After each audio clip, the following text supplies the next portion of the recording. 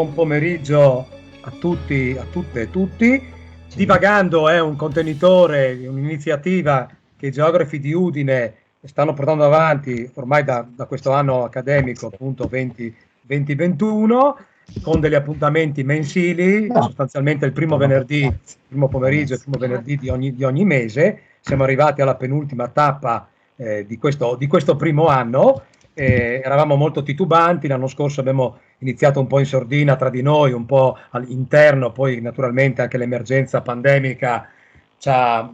messo il suo nel rimodulare il tutto, ma dopo abbiamo deciso di partire ufficialmente da ottobre e ogni mese abbiamo inserito un evento in calendario. E approfitto per ricordarvi che oltre a quello di oggi, e ringrazio naturalmente le due relatrici che poi il collega Pascolini presenterà adeguatamente, il 7 maggio avremo l'ultimo incontro di questa annualità, che ha come tema fiumi e senso del luogo, raccontare memorie fluide, e interverranno il professor geografo Francesco Vallerani, ordinario al Ca' Foscari di Venezia, e Alessandro Tasinato, uno scrittore che ha scritto un libro recentemente uscito, insomma nel 2018, Il fiume sono io, e a moderare sarà il collega geografo udinese Francesco Visentini. E la giornata però di oggi, l'evento di oggi è un po' particolare perché si inserisce all'interno della Notte della Geografia, di questo contenitore molto più ampio che ha chiaramente un profilo non solo italiano e non solo europeo, soprattutto europeo, ma comunque internazionale, perché gli eventi sono in calendario, sono decine e decine tra questo pomeriggio, questa sera e questa notte, poi dipende anche dal fuso orario delle varie località in cui sono organizzate una serie di eventi, e noi abbiamo deciso di inserire appunto all'interno della giornata di geografia di quest'anno anche l'appuntamento di Divagando. E in ragione di questa, in ragione anche della collaborazione che i geografi universitari di Udine hanno con l'AIG del Friuli Venezia Giulia, in particolare con la sezione di Pordenone e Udine, la giornata di oggi vede questo primo momento sui paesaggi del vino e questo incontro. Io ringrazio tutti. Direi che posso passare tranquillamente la parola al collega Pascolini. E buon pomeriggio. Bene, ti ringrazio Andrea. Prima di presentare le due colleghe che anch'io ringrazio, che hanno con entusiasmo accettato di parlare di un tema così interessante come i paesaggi del vino, una lettura a più voci, io ho messo lo sfondo adeguato per stimolare da subito l'intervento. Vorrei però salutare e ringraziare della loro presenza, oltre a tutti i colleghi, gli studenti e gli insegnanti presenti, la collega Franca Battigelli, perché da geografa si è occupata molto dei paesaggi del vino e in generale dei paesaggi dell'agricoltura, e hai dedicato poi a quello che io considero un ritorno un po' intrusivo nei paesaggi del vino, che è il paesaggio dell'ulivo, che riprende un paesaggio che fino al 1700 caratterizzava anche il territorio friulano, poi alcune gelate, alcuni anni molto freddi l'hanno fatto scomparire, ma adesso sta ritornando alla grande sia in collina che in pianura.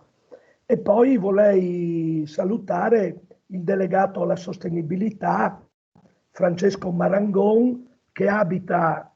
che ha casa in un luogo speciale per i paesaggi del vino, che è Capriva del Friuli, che è tutto il Collio, e quindi averlo tra noi sia come sostenibilità che come attore e testimone presente di uno dei paesaggi del vino più interessanti della nostra regione fa molto piacere.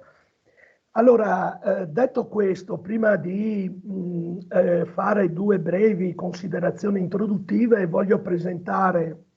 brevemente le nostre due ospiti, anche perché hanno un curriculum lunghissimo, e inizio da quella più lontana in questo momento, che la collega geografa Viviana Ferrario, che insegna, che è docente, professore associato presso l'Università IUAV di Venezia. Abbiamo noi di Udine appena ricevuto la notizia, se vogliamo presentarsi come rettori,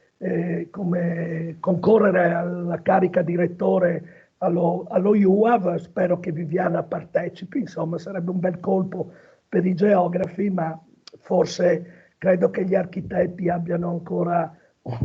un potere decisionale forte. Insegna geografia del paesaggio e coordina un'unità di ricerca che si chiama Cultland o Cultland, se vogliamo essere più precisi, paesaggi culturali. Ha scritto molti libri e vorrei citarne uno che è uno degli ultimi, che si chiama Letture geografiche di un paesaggio storico, la cultura promiscua della vite, ma recentissimo, curato insieme a Mauro Marzo, il volume La montagna che produce, che è quell'altra parte di Viviana che si occupa di montagna. Fa parte del comitato scientifico e della Biblioteca Internazionale di Agricoltura La Vigna, è membro della Commissione Ecomusei della Regione del Veneto, ma mi piace poi ricordare che è presidentessa della Fondazione Comelico Dolomiti, che una volta si chiamava Comelico Sappada, poi Sappada è venuta in casa madre, allora hanno dovuto cambiare nome e chiamarla Comelico Dolomiti, che è un centro di studi transfrontaliero che si occupa di sviluppo locale e fa parte di molte associazioni e ha scritto moltissimo sul tema proprio del paesaggio, anche dei paesaggi non solo dell'agricoltura, ma dei paesaggi anche dell'energia e in generale, diciamo così, di tutte quelle tematiche che portano poi ai processi di patrimonializzazione. Ha scritto tantissimo, ma cito solo, ho citato solo uno dei suoi ultimi lavori. Passo poi a invece Stefania Troiano, che è una carissima collega del DIES, del Dipartimento di Economia dell'Università di Udine, con cui, e qui ricordo anche Viviana, perché insieme a Stefania e a Viviana abbiamo collaborato insieme a Franca, Francesco e tanti altri a quella grande esperienza che è durata 4 anni della redazione del piano paesaggistico regionale su fronti diversi, ma tutti nell'ambito di questo gruppo di lavoro che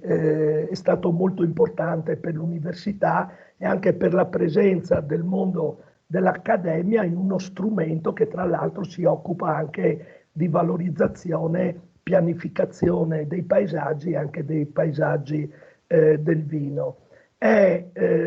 economista agraria, è docente di Environmental and Resources Economics e anche lei ha scritto un sacco di cose, ha oltre un centinaio di pubblicazioni, ma oltre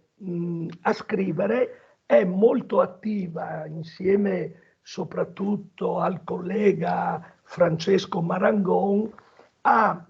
quella particolare tematica di cui poi ci racconterà direttamente, che va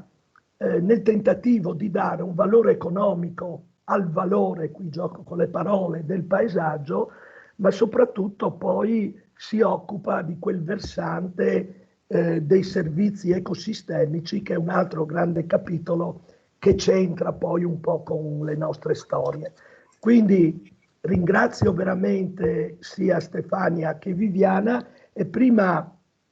di dare la parola a loro vorrei così dire 2 parole sul perché all'interno di Divagando abbiamo voluto dedicare un incontro, un intervento ai paesaggi del vino, ma soprattutto a questa idea di una lettura a più voci, cioè di cercare di presentare degli approcci diversi, in quanto ci siamo accorti, specialmente in una regione in cui ha fatto in tempi recenti della viticoltura un punto di forza, non solo economico e non solo migliorando moltissimo la qualità dei vini, specie dei bianchi, ma alcuni di noi amano i rossi, anche i rossi dei colli orientali e in generale della viticoltura friulana meritano sicuramente di essere ricordati e di essere apprezzati, ma ha cercato fin da subito di coniugare quello che è il valore economico legato alla produzione del vino a valorizzare quello che è il paesaggio del vino. Il paesaggio del vino visto da un lato come elemento che porta in sé una tradizione del modo di organizzare soprattutto in area collinare i terreni, ma anche molta innovazione con un'opera a volte forse discutibile anche di sbancamento di aree collinari, di eliminazione di boschette, eccetera, in maniera di rendere il più possibile, di recuperare superficie alla produzione il più possibile, ma legato anche ad un'idea di turismo, no? Quindi tutto il discorso dell'enoturismo che sempre di più ha superato l'aspetto enologico, quindi cantine aperte, calice di stelle e così via, per valorizzare soprattutto i territori, cioè in maniera che l'enoturista sia più un turista del territorio che assaggia anche il vino, ma soprattutto va alla scoperta di questi luoghi. L'altro tema su cui si è lavorato molto è quello del vigneto e del paesaggio vitivinicolo come patrimonio. Questo è un tema molto caldo in Italia, anche per via dei riconoscimenti UNESCO che sono stati dati a partire da quello del Roero, Langhe, Monferrato, per il recentissimo e molto discusso riconoscimento alle colline del Prosecco, ma anche perché la nostra regione sta lavorando per un progetto di riconoscimento UNESCO transfrontaliero Collio Berdo, cioè il Collio friulano, il Collio italiano e il Collio sloveno, che assume poi un particolare significato perché sono stati luoghi che hanno visto le ferite della prima guerra mondiale, i confini e le ferite anche della seconda guerra mondiale, segnarlo in profondità e l'idea di arrivare ad una realtà, ad una iniziativa comune molto importante. Un ultimo aspetto, e poi mi taccio, è quello del paesaggio del vino come momento, diciamo così, di un'esperienza a più larga dimensione. E qui entrano in gioco alcune questioni. Uno, ad esempio, tutto ciò che oggi va sotto il tema del turismo esperienziale, che in qualche maniera il turismo del vino alimenta. Il secondo, il tema del valore culturale, del valore artistico. A Butrio c'è un museo della civiltà della vita e del vino e ci sono poi iniziative artistiche, ricordo il Vigne Museum di Felluga sulle colline di Rosazzo e poi mi piace ricordare anche, perché il collega Zaccomer sta dedicando molta attenzione, di come il paesaggio del vino, noi abbiamo fatto anche come geografi nell'ambito del paesaggio, della valorizzazione del paesaggio, un concorso fotografico di come il paesaggio del vino, come potete vedere lo sfondo è una delle foto premiate a questo concorso, diventi anche luogo di arte, di potenzialità artistica e luogo in cui poi fare un sacco di cose. Ma adesso lascerei, dopo questa introduzione che voleva mettere in luce sotto quanti angoli visuali si può vedere un paesaggio del vino, no? Oggi avremo l'economia, la geografia, la pianificazione, ma avremmo potuto chiamare un antropologo, avremmo potuto chiamare un artista o uno che si occupa di legge, eccetera, e iniziamo questo percorso magari a settembre, ai tempi della vendemmia, potremo fare anche una seconda puntata, sperando di poterla fare in vigna, in presenza, e quindi poter verificare direttamente il valore del paesaggio. Allora io inizierei questo nostro racconto con Viviana, proprio chiedendo o facendole fare un ragionamento su quali sono queste declinazioni dei paesaggi del vino, magari così togliendo un po' anche di quella retorica che a volte anche comunicativa si è costruito attorno al paesaggio. Quindi lascio la parola a Viviana. Grazie Mauro, grazie a tutti gli organizzatori, è veramente un piacere essere con voi, almeno in spirito. Io in questo momento sono in Comelico, giusto per attività della Fondazione, quindi sono ben contenta di poter essere con voi a distanza. Allora, dunque sì, il tema che ho scelto è proprio quello di parlare del paesaggio viticolo come patrimonio. Devo dire che Mauro ha già introdotto perfettamente la questione e ha già toccato tutta una serie di punti che io non potrò toccare, visti i tempi che abbiamo a disposizione. Mi concentrerò quindi soprattutto sull'aspetto legato alle conseguenze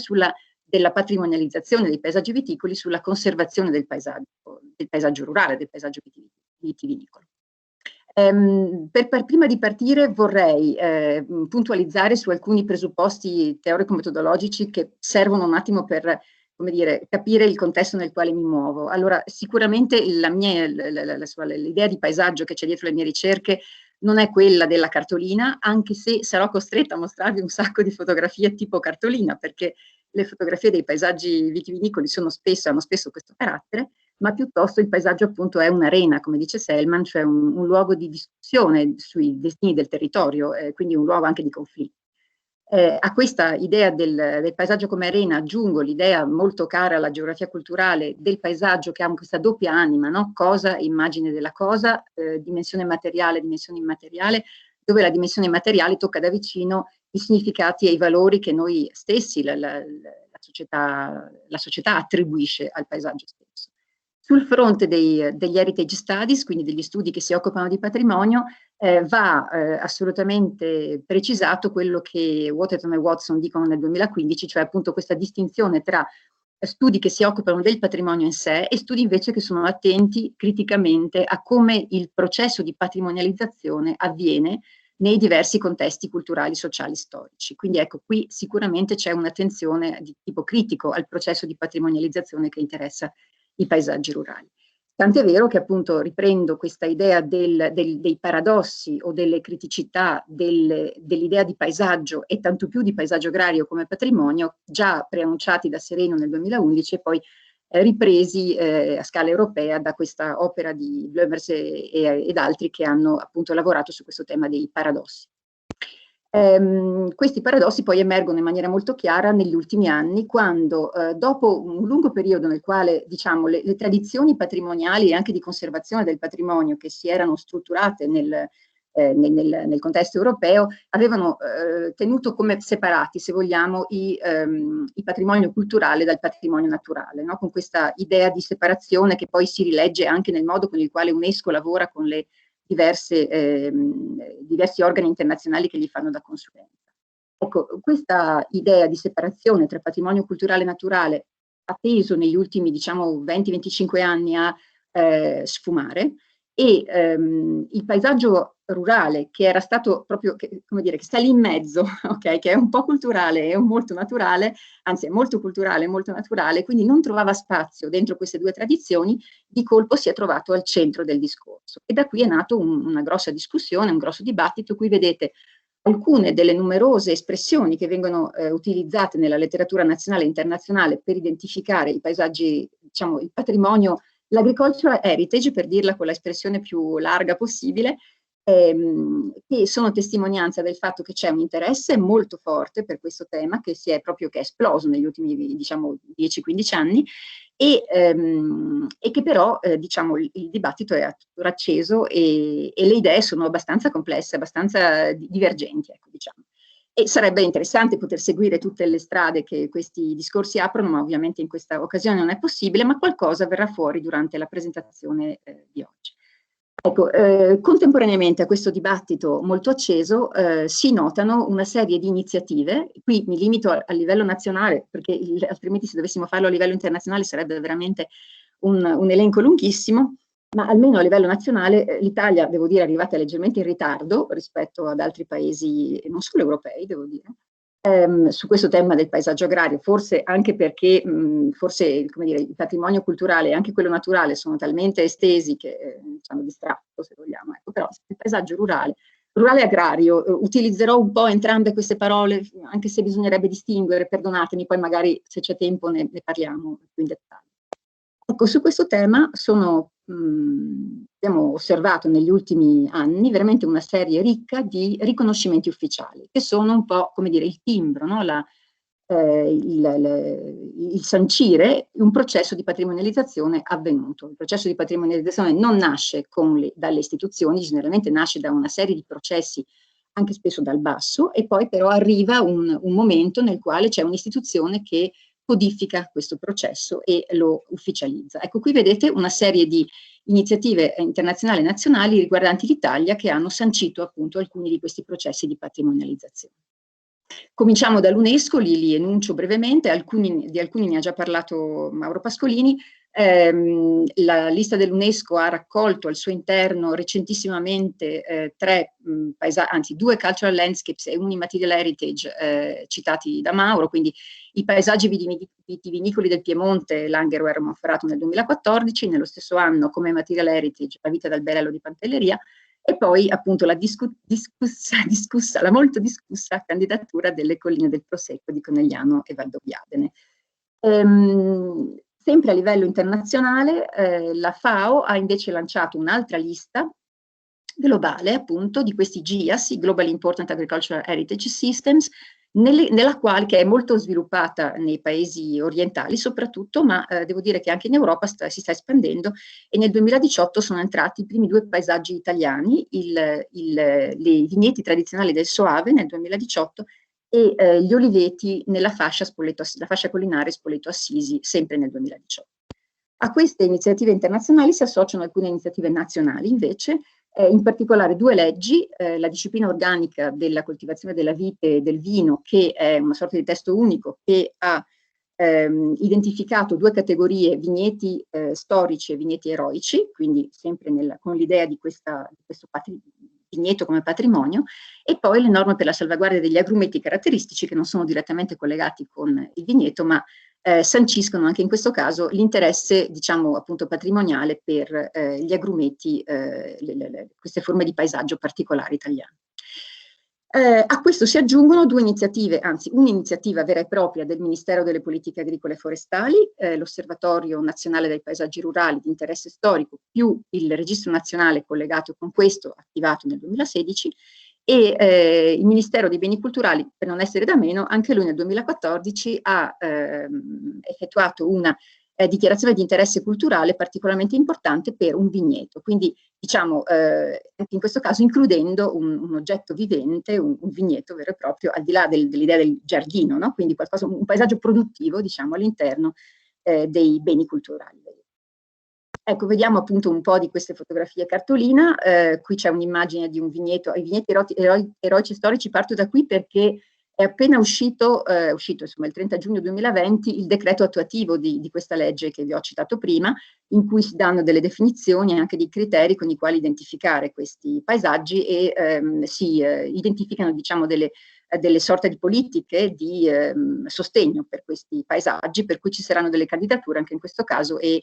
poi delle richieste di finanziamento per il loro mantenimento, perché questo tema della conservazione dei valori legati al patrimonio vigneto è ovviamente un tema assolutamente spinoso, ma lo vedremo meglio in seguito. Paesaggi vitivinicoli e siti UNESCO abbiamo già detto praticamente molto, vi faccio vedere qualche immagine, qui siamo agli albori, siamo nel 97 o nel 98, adesso non ricordo bene, queste sono le Cinque Terre che tutti avrete riconosciuto e forse questo è un po' il primo momento nel quale diciamo, all'interno della candidatura, che è concentrata sui borghi costieri del territorio delle Cinque Terre, entrano però anche i paesaggi terrazzati vitati dell'entroterra. Quello che sancisce decisamente l'ingresso dei paesaggi agrari all'interno dell'UNESCO è invece la candidatura di Saint-Émilion, in Francia, la patria diciamo, del Bordeaux, dove appunto il vigneto, anzi proprio il territorio vitivinicolo diventa centrale nella candidatura. Così come accade per l'Alta Valle del Douro, qui siamo intorno ai primi anni del 2000, forse 2001,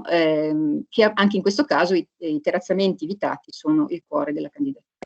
Per finire appunto con la più recente candidatura della Vita d'Alberello di Pantelleria che vedete ritratta in questa immagine. Riprendo il discorso sui GIAS che mi pare interessante perché appunto è in piena espansione nel nostro territorio europeo. Non mi soffermo sui temi che diciamo rispetto all'UNESCO puntano molto di più sugli aspetti sociali se vogliamo, no? Gli aspetti proprio del mondo produttivo, dei piccoli proprietari, dei piccoli contadini e delle tecniche tradizionali che si sono conservate in certe parti del mondo e punta appunto sulla conservazione di tutto questo sistema molto complesso, anche multispecie, insomma. Alcune immagini sempre un po' da cartolina, queste sono le risaie su terrazzamenti della regione di Ani e questi sono invece l'agricoltura flottante in Bangladesh, due appunto di questi GIAS nell'estremo oriente. Recentemente, come vi dicevo, un GIAS italiano vitivinicolo è entrato in questa lista e si tratta appunto delle Colline del Soave. E qui spenderò gli ultimi 5 minuti che mi restano per raccontarvi qualcosa in più sulla candidatura di Soave, sia come GIAS, sia come paesaggio rurale di interesse storico, anche perché è un caso che ho seguito da vicino, nel senso che sono stata coinvolta prima nella candidatura al Registro Nazionale e poi in parte anche nella candidatura ai GIAS. Quindi, come dire, ho visto in retroscena, se vogliamo, e condivido con voi, insomma, alcune delle riflessioni che ho fatto in questo periodo. Eccola appunto la foto da cartolina, qui vedete una vendemmia dietro il castello di Soave, appunto nei vigneti che sono stati dichiarati paesaggio rurale di interesse storico e anche GIAS. Qui appunto è la pagina del registro nazionale, il registro è frequentatissimo negli ultimi anni, vi invito a fare un giro sul sito della Rete Rurale Nazionale in cui sono elencati tutti i paesaggi che sono entrati nella lista, quelli che sono in attesa di essere valutati e quelli che hanno presentato delle precandidature. Non vi racconto come funziona il meccanismo perché è lungo e complesso, ma per chi fosse interessato sono a disposizione volentieri per entrare nei dettagli. Qui vado veloce perché altrimenti la facciamo lunga. Ecco, Soave. Allora, Soave, come dicevo, GIAS e Registro Nazionale, qui vedete diciamo, una caratteristica molto importante del paesaggio del Soave, cioè il paesaggio vitato del Soave è caratterizzato in particolare da questa forma di allevamento particolare della vite che è la pergola veronese. Premetto che la zona del Soave, che qui vedete, io non so se voi vedete il mio cursore, sta di fatto che negli anni 60 del Novecento era una delle aree di viticoltura specializzata, delle poche aree di viticoltura specializzata della regione Veneto. Sarebbe bello estendere anche al Friuli questa carta, magari lo faccio per la prossima volta, che appunto a causa di una specializzazione molto precoce dovuta ad una legge, allora diciamo alla ricostruzione post-filoserica e ad una legge che nel 1931 dichiara il Soave vino tipico, come il Chianti, sono i primi due vini tipici dell'Italia, e quindi in qualche modo li tutela sul piano ovviamente economico. Ecco, questa tutela fa sì che all'interno del perimetro del vino tipico, che è definito per legge, ci sia un'intensificazione della coltivazione del vigneto che sostanzialmente trasforma la viticoltura promiscua, anche se Soave era già specializzato anche nell'Ottocento, ma sono una piccola parte, no? Trasforma la coltura promiscua in coltura specializzata molto intensiva e quindi costruisce il paesaggio che noi oggi riconosciamo come storico. Ecco, storico nel senso uno storico recente, cioè uno storico che data agli anni 30 del Novecento. Quindi attenzione, quando si parla di paesaggi storici c'è sempre un po' questo tema della della temporalità del paesaggio, delle multiple temporalità del paesaggio che richiederebbero degli approfondimenti anche molto più dettagliati, se vogliamo, di quelli che vengono richiesti per la candidatura. Dicevo, caratteristica, elemento cruciale del paesaggio del Soave è questa forma di allevamento del vigneto, che è tipica un po' di tutte le colline veronesi, con piccole differenze tra zona e zona, che come vedete costruisce queste sorte di tunnel sotto i quali si passa per vendemmiare, per potare, eccetera, e che hanno questa caratteristica di essersi mantenuti appunto dagli anni 30 in maniera sostanzialmente perfetta. Quindi con una grande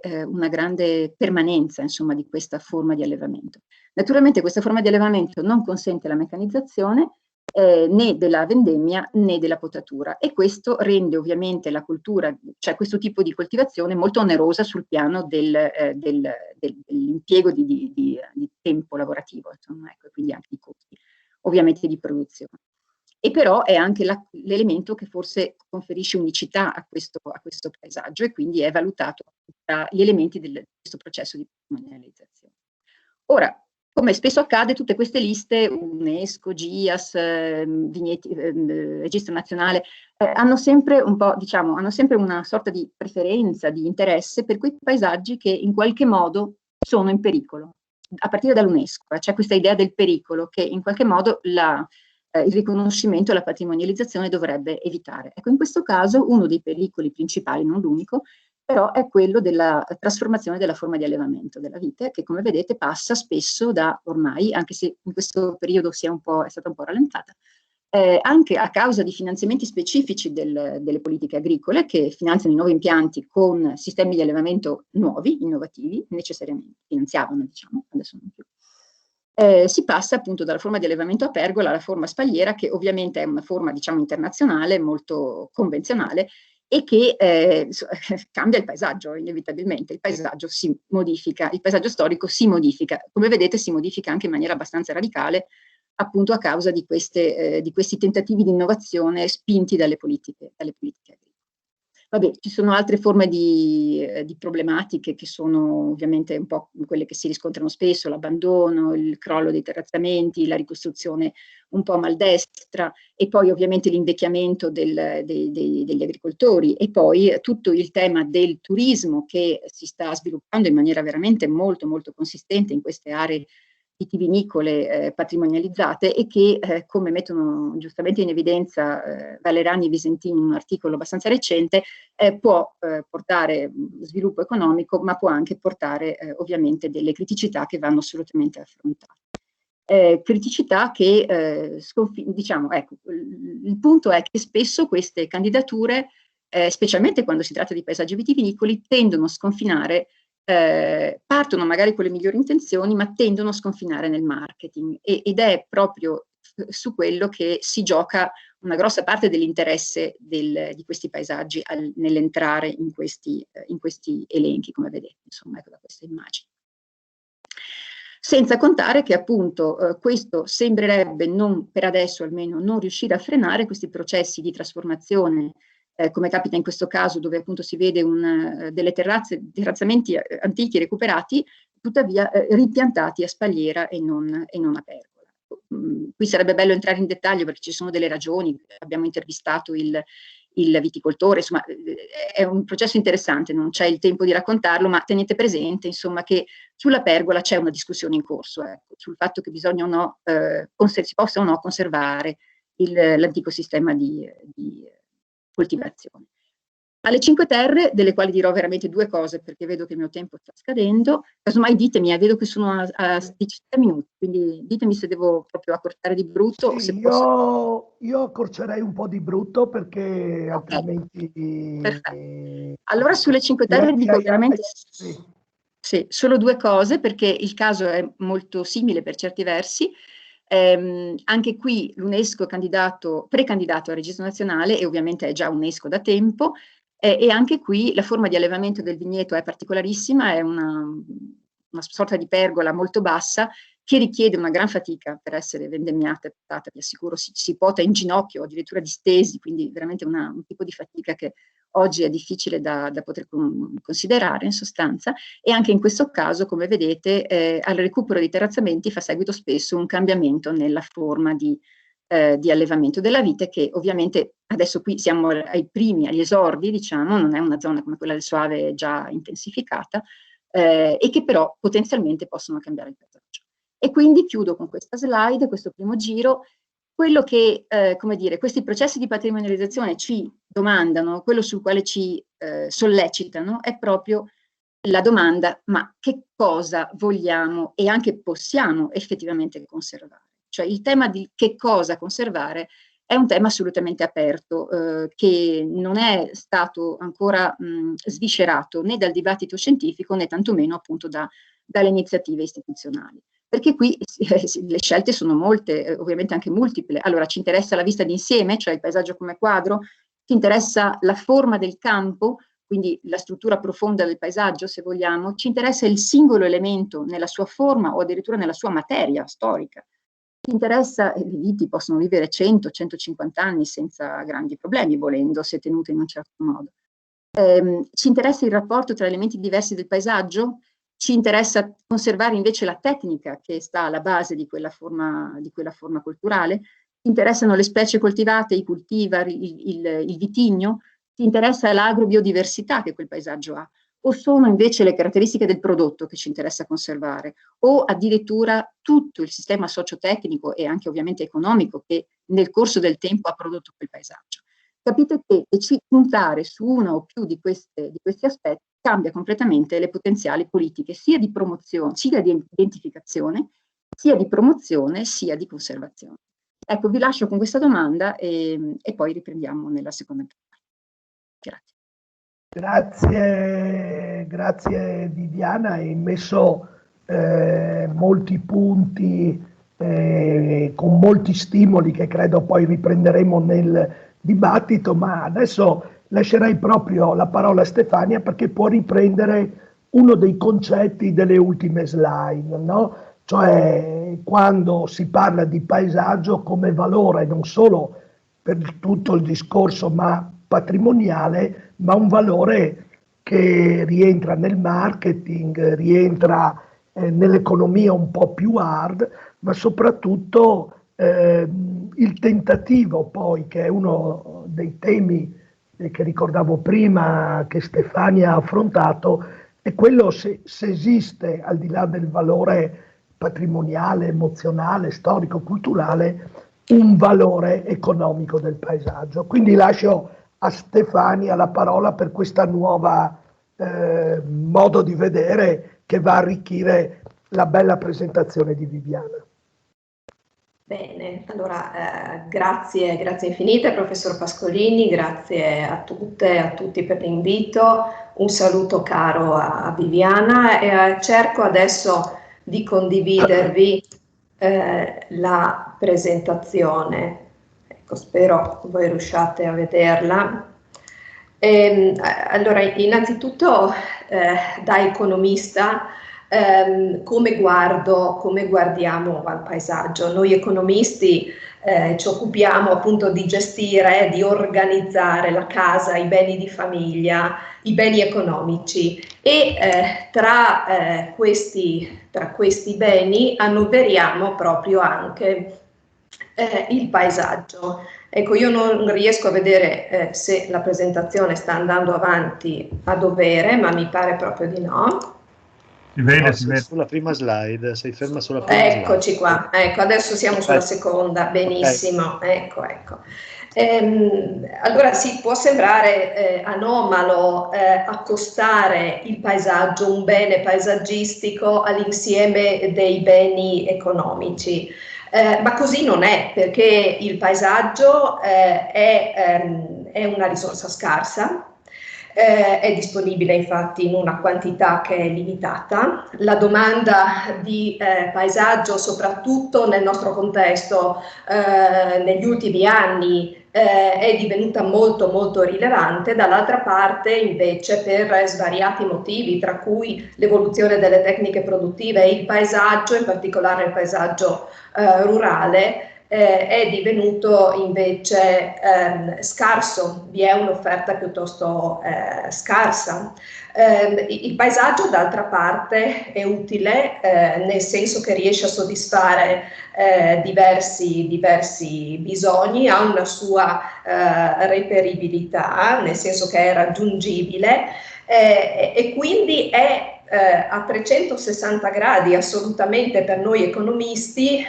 una risorsa economica, un bene economico in grado di soddisfare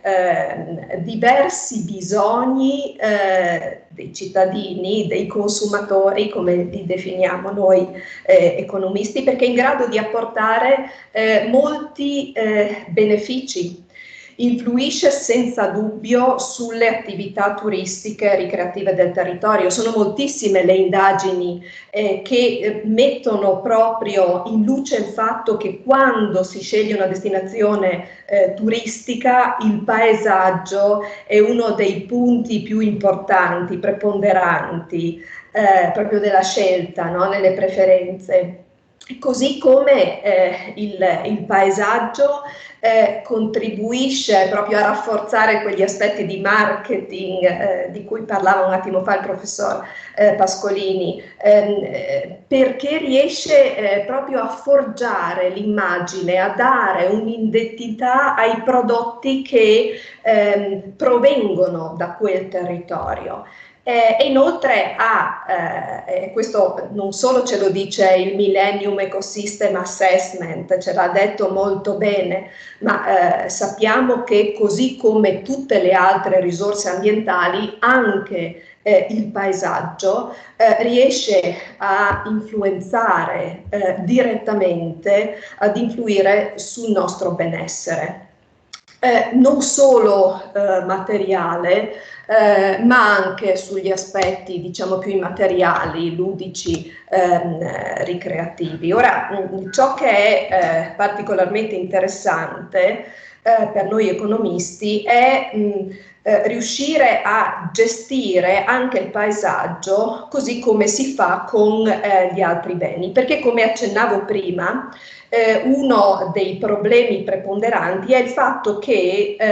il mercato in sé non riesce a garantirci una allocazione efficiente della risorsa paesaggistica. Abbiamo detto che da un lato c'è una domanda di paesaggio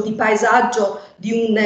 livello qualitativo elevato e dall'altro lato invece l'offerta non è in grado di soddisfare questa domanda. Inoltre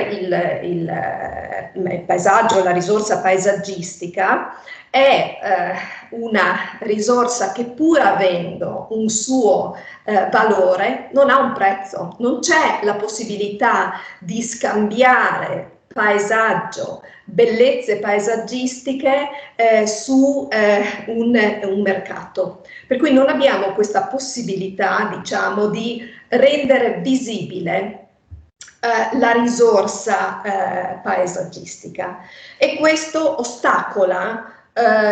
una gestione efficiente del paesaggio dal punto di vista proprio economico. Ora, quando si deve gestire la risorsa paesaggistica è importante innanzitutto definire che cosa intendiamo per paesaggio e qui ci ha aiutato moltissimo ovviamente la Convenzione Europea del Paesaggio e bisogna assolutamente puntualizzare, identificare quali sono i benefici che il paesaggio, le risorse paesaggistiche sono in grado di apportare alla popolazione e cercare di dare un valore proprio a questi benefici. Perché, come accennavo poco fa, è importante riuscire a gestire in maniera efficiente il paesaggio, le risorse paesaggistiche e ho accennato al fatto che il mercato in sé non è in grado di allocare appunto in maniera efficiente le risorse paesaggistiche. È necessario l'intervento dello Stato è necessario l'intervento delle istituzioni per preservare, per conservare, per garantire alla popolazione un certo livello di risorse paesaggistiche. Non è molto semplice riuscire a offrire questo livello, diciamo, ottimale per la popolazione, per la collettività di risorse paesaggistiche. Lo Stato deve decidere quanto conservare, quanto produrre del bene economico paesaggio, quanto di questo bene offrire alla collettività. Però se da un lato al decisore istituzionale sono ben noti, sono chiari i costi di questa offerta, i costi di investire per conservare, per mantenere il paesaggio, sovente non sono altrettanto chiari i benefici che vengono da questo investimento. E quindi ciò che è necessario fare e ciò che noi economisti cerchiamo di fare è proprio di rendere palesi i benefici che derivano dalla conservazione, dall'organizzazione efficiente della risorsa paesaggistica. È un esercizio che oramai da diversi anni stanno facendo un gruppo veramente molto nutrito di ricercatori nell'ambito di un'iniziativa globale definita TEB o TIB, The Economics of Ecosystems and Biodiversity, che ha come obiettivo, come potete leggere e come appare dalla home page, ecco, di questa iniziativa globale, ha come obiettivo, vi dicevo, quello di rendere visibile agli occhi dei decisori, sia istituzionali sia privati, il valore della natura. E ovviamente all'interno della natura, del capitale naturale, sono ben presenti le risorse paesaggistiche. Su questa necessità di rendere evidente il valore della natura, della biodiversità, ribadisco, delle risorse paesaggistico-ambientali, hanno lavorato e stanno lavorando moltissimi ricercatori a livello internazionale. Sulla base di diverse metodologie vi è uno studio che ha cercato proprio di stimare il valore totale dei benefici che si derivano dal capitale naturale, dagli ecosistemi, e come vedete un valore piuttosto nutrito. Certo, sono delle stime, senza dubbio, ma sono delle stime, delle valutazioni che ci consentono almeno di comparare, di confrontare i costi da un lato per la conservazione, per la manutenzione del capitale naturale e i benefici che da questo derivano. È un esercizio che si sta facendo in diversi stati, anche in Italia lo stiamo facendo. È stato appena presentato il quarto rapporto sullo stato del capitale naturale in Italia, al cui interno c'è proprio una parte che è stata dedicata a questa necessità di valutare, non solo dal punto di vista fisico, quantitativo, ma anche utilizzando delle unità economiche monetarie, il valore dei servizi ecosistemici, il valore dei benefici che derivano dalle risorse paesaggistico-ambientali. E viene ribadito proprio all'interno anche di questo quarto rapporto la necessità di poter almeno confrontare costi e benefici. D'altra parte, come dicevo all'inizio, è fondamentale considerare il fatto che anche il paesaggio è in grado di apportare benefici e quindi di influire direttamente sul nostro benessere. Lo stesso Istat a fianco a degli indicatori convenzionali come il PIL, il prodotto interno lordo, oramai da diversi anni sta realizzando, sta calcolando anche degli indicatori, delle misure alternative per capire a che livello è il nostro benessere, e all'interno di queste misure alternative calcola anche, include anche dei dati che descrivono proprio il paesaggio. Per esempio, ecco, questo che vi ho riportato è un indicatore sull'insoddisfazione per il paesaggio del luogo di vita. Ora, per giungere alla valutazione dei benefici che derivano dalle risorse paesaggistico-ambientali si possono utilizzare veramente molti metodi, delle stime che portano a delle quantificazioni monetarie o non monetarie. Sono particolarmente interessanti quelle monetarie. Perché mentre quelle non monetarie di solito poggiano su unità di misure che non rendono confrontabili contesti diversi, studi diversi, valutazioni diverse, e voi capite bene che l'unità di misura moneta invece agevola moltissimo il confronto tra contesti diversi, quindi tra, nel nostro caso, paesaggi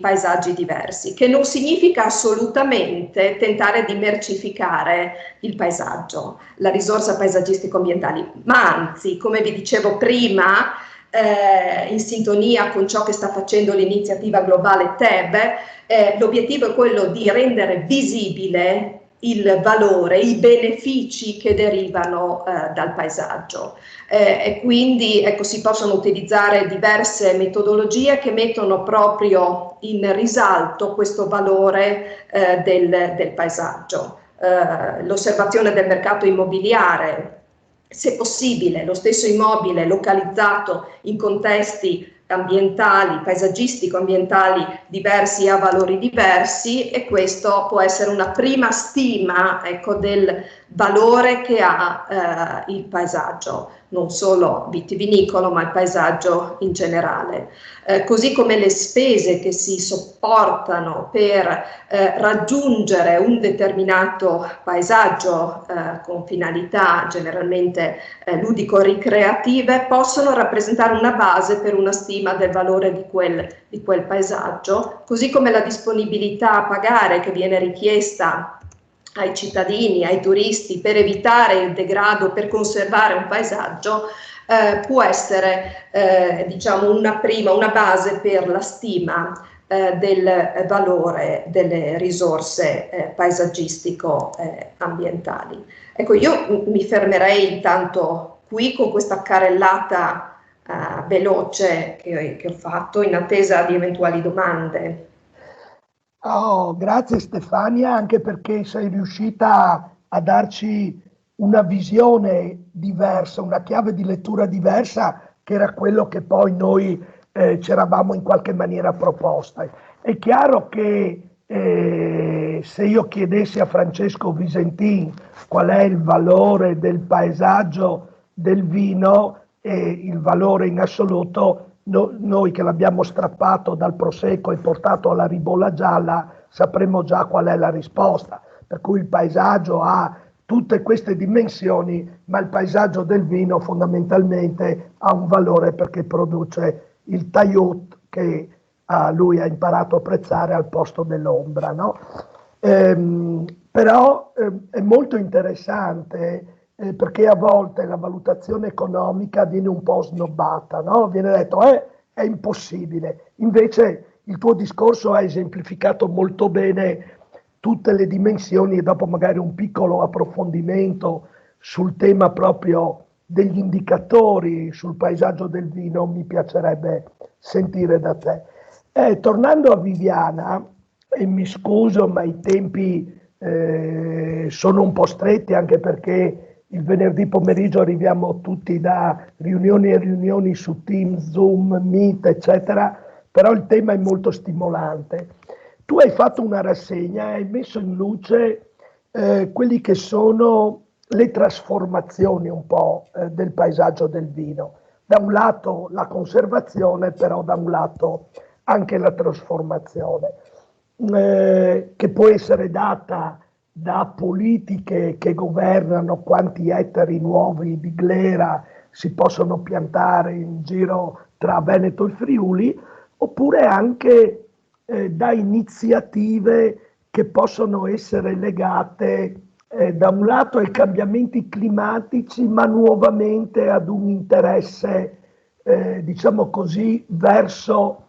il bene paesaggio vitivinicolo. Mi riferisco un po', se vuoi, oltre a darci degli altri riferimenti, a quello che sta succedendo un po' in Alto Adige o Sud Tirolo con la corsa all'acquisizione di terreni oggi non vitati, ma che in futuro lo potrebbero essere. Quindi una nuova dimensione sull'interesse di questi paesaggi.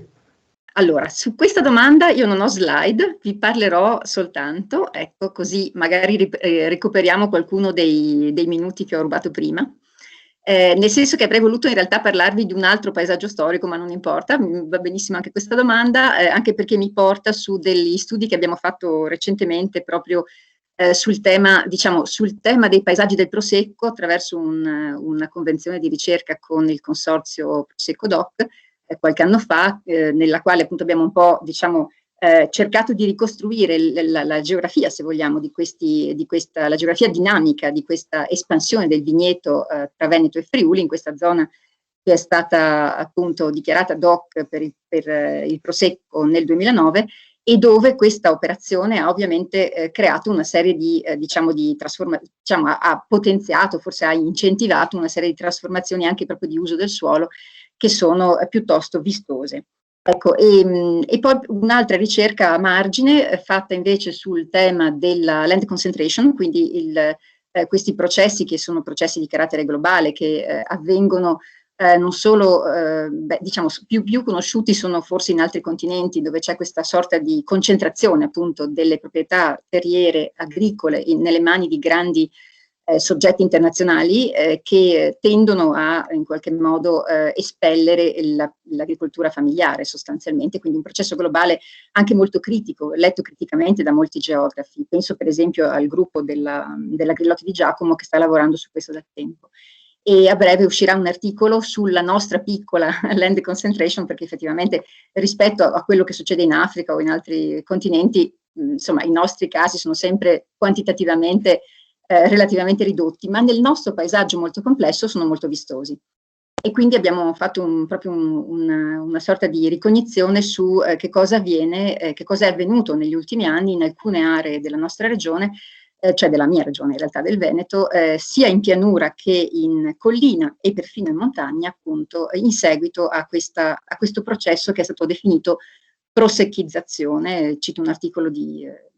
Basso che appunto ha esaminato questo processo, che lo sta esaminando insomma da alcuni anni. E qui c'è sicuramente sia una variazione dell'uso del suolo, sia una consistente concentrazione proprio di terreni nelle mani di pochi attori. Questo accade perché ovviamente c'è un interesse crescente per questi paesaggi e quindi c'è anche una forma, se vogliamo, di speculazione. Adesso non vorrei usare delle parole troppo forti, però un pochino è così. E questo processo di come si dice, espulsione dei piccoli coltivatori è un processo che si nota praticamente dappertutto in queste aree, dove è proprio la presenza del piccolo agricoltore e del piccolo agricoltore insieme alle società cooperative, quindi alla cooperazione, che ha sostenuto la conservazione di questi paesaggi. Perché interrogarsi sul perché un paesaggio è storico, è arrivato o di interesse storico è arrivato fino a noi, questa è un po' la domanda chiave, nel senso che comprendere a fondo quali sono i processi, le scelte, le motivazioni delle scelte per cui gli agricoltori, che alla fine sono appunto i principali attori in questo paesaggio, almeno quelli materiali, diciamo, perché hanno conservato questi paesaggi, se vogliamo, spesso in un modo, come posso dire, anche in controtendenza rispetto ai processi circostanti. In fin dei conti, una caratteristica tipica del paesaggio storico è il fatto di essere sostanzialmente un frammento che ha una temporalità differente rispetto al contesto che lo circonda. Tipicamente, qui avrei qualche slide ma diventa complicato condividerle, i frammenti di coltura promiscua, cioè le piantate, la piantata padana piuttosto che l'alberata umbro-tosco-marchigiana, di cui sereni, e se volete appunto nel libro sulla cultura promiscua che Mauro citava prima ci sono diversi esempi veneti. Ecco, quello è un classico caso di elemento del paesaggio storico che si è conservato grazie alla volontà rinnovata di giorno in giorno, cioè non definita una volta per tutte e neanche resa politica, nel senso che è una scelta personale, familiare, che ha fatto il singolo viticoltore, il singolo agricoltore per mantenere quell'elemento del paesaggio agrario storico. Ecco, indagare sul perché di queste scelte di conservazione è fondamentale per capire quali sono i meccanismi che le tengono in piedi, cioè che tengono in piedi il paesaggio storico. Quindi da un lato osserviamo questo mantenimento, se vogliamo, perfino quasi anacronistico, che ci sembra anacronistico, ma che proprio per questo è sorprendente e degno, che merita insomma di essere osservato e capito. E dall'altro osserviamo invece dei processi di prosecchizzazione, quindi di intensificazione vitivinicola, che arrivano anche ad avere degli effetti piuttosto grossi. Se ho un minuto vi faccio vedere 2 slide. Dai. Qui siamo a una bellusera maritata, coltivata, la vite è coltivata, la vite è un vitigno con cui si produce il raboso ed è coltivata su dei gelsi capitozzati alti. Vedete la straordinarietà di questo relitto, che è proprio un singolo relitto in mezzo a un contesto che invece si è molto trasformato. O un altro di questi relitti molto famoso perché è quel vigneto di Baver che vi ho citato prima, appunto dichiarato di interesse culturale, bene culturale dal Ministero dei Beni Culturali nel 2015. Ecco, vi dicevo, le motivazioni che hanno portato a queste scelte di mantenimento sono assolutamente importanti e si possono distinguere in tante come dire, aspetti, no? Ci sono sicuramente delle motivazioni economiche, delle motivazioni di tipo emozionale, emotivo, legato proprio al sentimento, se vogliamo, no? Funzionali, sociali e anche culturali. E tra quelle funzionali c'è una delle cose che mi ha più sorpresa è questa idea di lavorare all'aria aperta come valore in sé. Ecco, questo mi è sembrata una cosa che in questa fase Covid mi sembra particolarmente importante. Anche pensando a un futuro nel quale dovremo immaginarci un aumento dei posti di lavoro. Credo che questo sia il nostro grande problema, quello più grande di tutti, e non so bene come potremo risolverlo, se non immaginando di invertire questa idea di ridurre il tempo lavorativo, invece, cioè le ore complessive lavorate, no? Perché credo che noi dovremmo veramente puntare su dar lavoro a tutti. Non so come sarà possibile farlo. Ecco, invece sul fronte, allora, quindi, diciamo, conservazione dei relitti di paesaggio storico, dove però un elemento importantissimo è, come emerge dalle interviste, il mantenimento in produzione, assolutamente, perché altrimenti il paesaggio, se non produce, il paesaggio agrario non ha senso, diventa veramente un museo. E allora qui quei relitti di cui facevo vedere prima le immagini, di fatto stanno in piedi perché ci sono dei prodotti che li sostengono dal punto di vista economico, e qui spero di lanciare un asset a Stefania. E poi invece il controprocesso, cioè questo processo di intensificazione, qui vedete un'immagine tratta appunto da questo articolo di basso, come vi mostravo, in cui si vede questo aumento vertiginoso delle superfici vitate nella zona del Conigliano Valdobbiadene, ma noi abbiamo fatto un lavoro abbastanza certosino di analisi su tutto il territorio del Prosecco, scusate, del Prosecco DOC del Veneto, e qui vedete come tutto il rosso, diciamo, sono i nuovi vigneti impiantati tra il 2007 e il 2018, quindi dopo, diciamo, l'espansione dell'area DOC. Si tratta di un pulviscolo di appezzamenti piccoli, ma come vedete ci sono anche dei grossi interventi che sono proprio quelli che esaminiamo in quel lavoro su land grabbing, concentration di cui vi parlavo. Per venire a quello che diceva Mauro, e con questo concludo, sì, c'è anche la montagna è come dire, sottoposta a questo processo di prosecchizzazione, chiamiamolo così per dire in realtà intensificazione vitivinicola, perché non riguarda solo la regione del Veneto. Il cambiamento climatico, ovviamente, spostando in alto i limiti altimetrici, tende a come dire, rendere interessanti sul piano culturale proprio la risalita, diciamo, del vigneto specializzato in aree che magari avevano una tradizione vitivinicola completamente diversa, per esempio la Val Belluna, dove ancora ci sono moltissimi relitti di coltura promiscua e dove invece si sono create negli ultimi anni, anche grazie alla presenza di grandi proprietà, diciamo, post-nobiliari, insomma, che quindi permettono di avere un solo interlocutore, quindi prendere in affitto molti ettari, parlando con un solo interlocutore, si sono appunto espansi i vigneti trevigiani, per così dire, quindi c'è una sorta di processo, anche qui non voglio esagerare perché quantitativamente si tratta di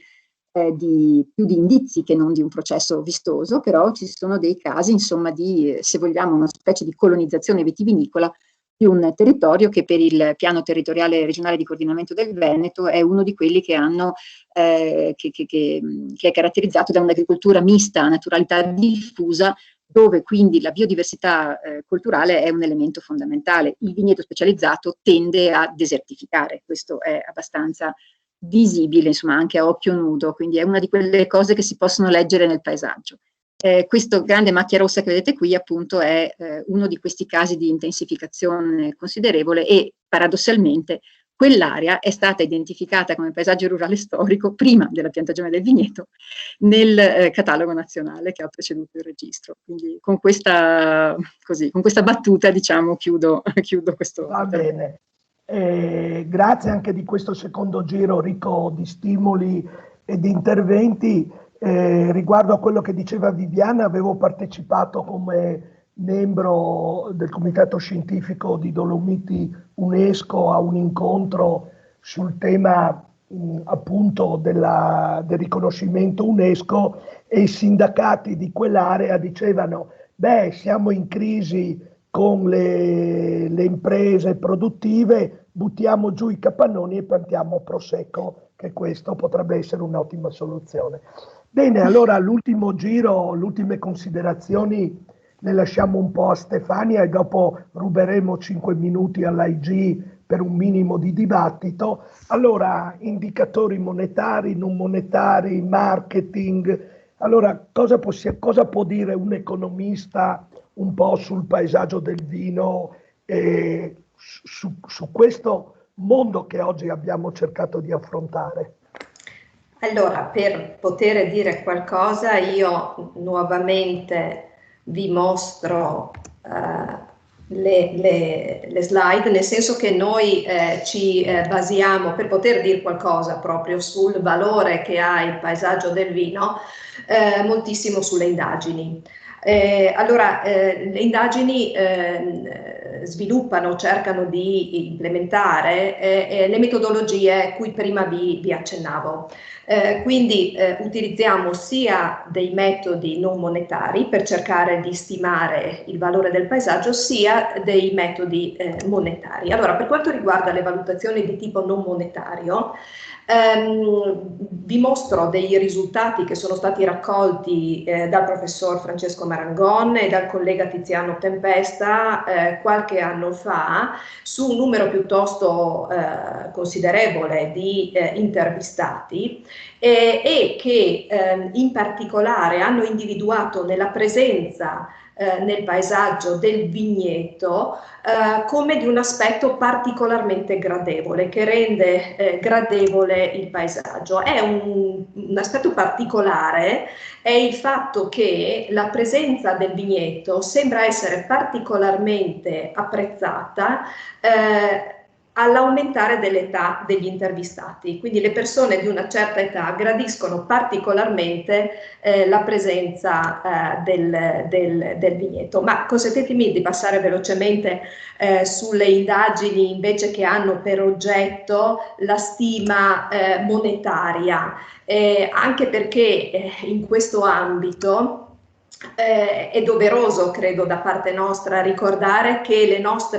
i risultati delle nostre indagini, di un paio di nostre indagini in particolare, sono stati ripresi dalla Commissione europea per individuare il valore dei paesaggi rurali comunitari. Quindi di questo siamo ovviamente molto, molto fieri, e tanto per darvi appunto un'idea di queste stime, ecco, sulla base di diversi studi che sono stati analizzati, il paesaggio rurale all'interno dell'Unione Europea vale all'anno, è in grado di produrre benefici in un anno in un range di valori che va, come vedete, compreso tra i 24 e i 36 miliardi all'anno.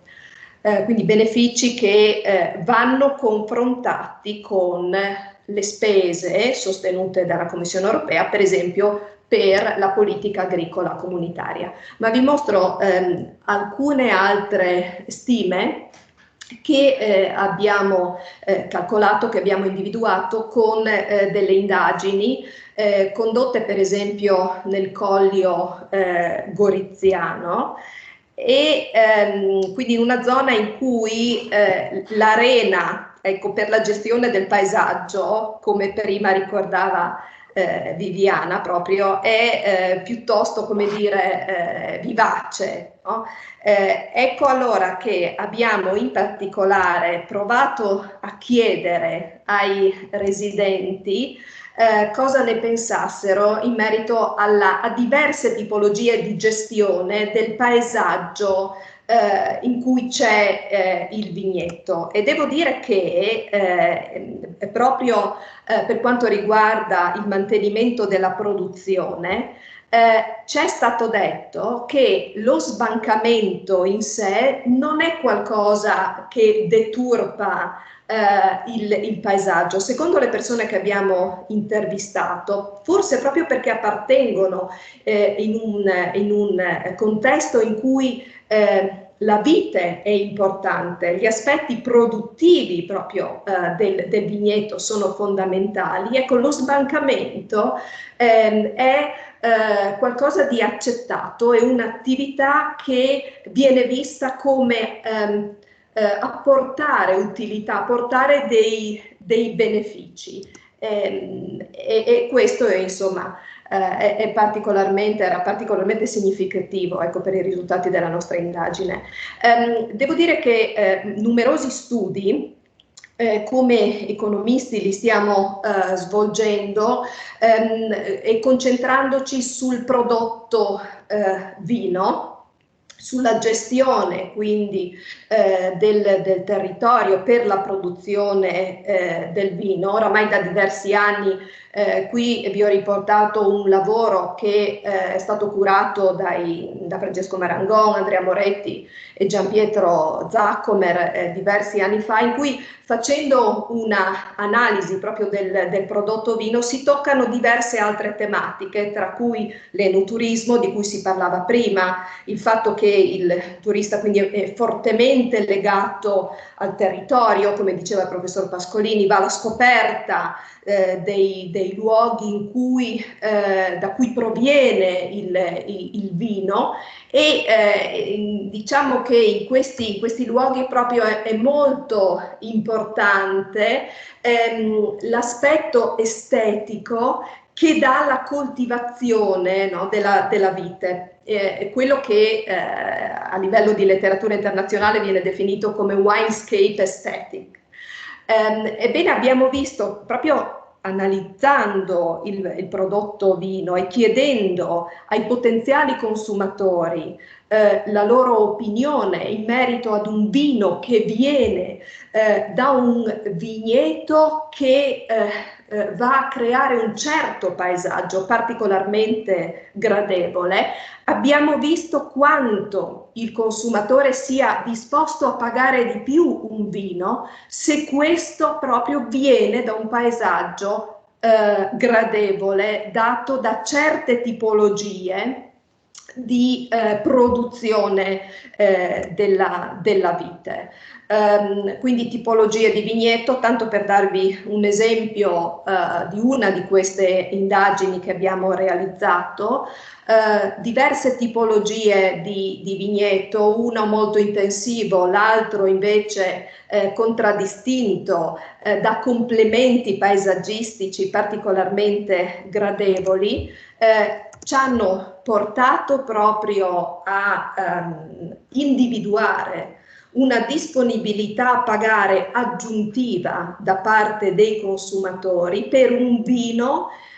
che sanno provenire da un paesaggio evocativo, in particolare da un paesaggio in cui c'è la presenza del vigneto